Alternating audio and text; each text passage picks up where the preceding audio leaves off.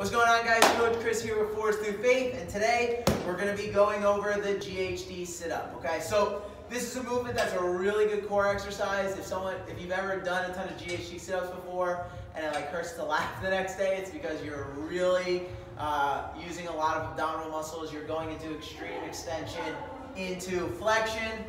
So it's something I'll use for my athletes as an accessory exercise. Obviously, it's worked into workouts as well. But I'm big on making sure you're doing it correctly, because if you're not going to do it correctly, this is where people are like, man, I have back pain doing this workout or doing this exercise, and that's really not good. Okay, so when you're doing the GHD sit-up, you lock your feet in here. From a setup perspective of where this should be, I like to have my butt cheeks right off the end of the pad here, okay? Now, in competition, you'll see top-level athletes a little bit more forward on here, and then they just kind of whip their spine back and forth on this.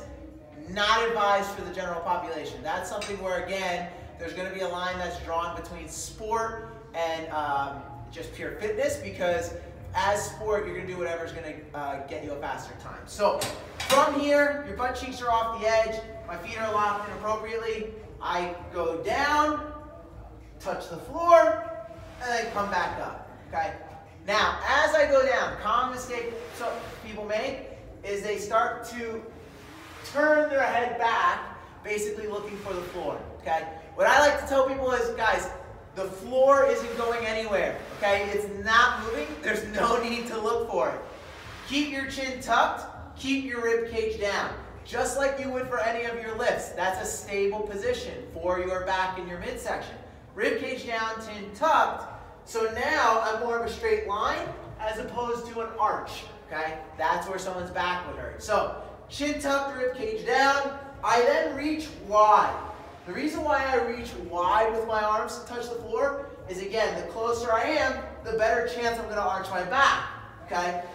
So chin tucked, rib cage down. I go back, reach wide, touch the floor, and then on my way up, I'm driving my toes to the ceiling so I can engage my quads, my hip flexors to help me come back up. If I leave them bent, you're going to have that shear pulling on your lower back because you're not engaging the muscles around your hips as much. So you want to, almost like those old school leg extension machines, drive those toes up to the ceiling hard. All right, so chin tucked, rib cage down, I reach wide and touch, drive those toes up hard, come up, touch the pad, okay? So make sure you're doing these correctly, guys. Make sure you're able to find those positions.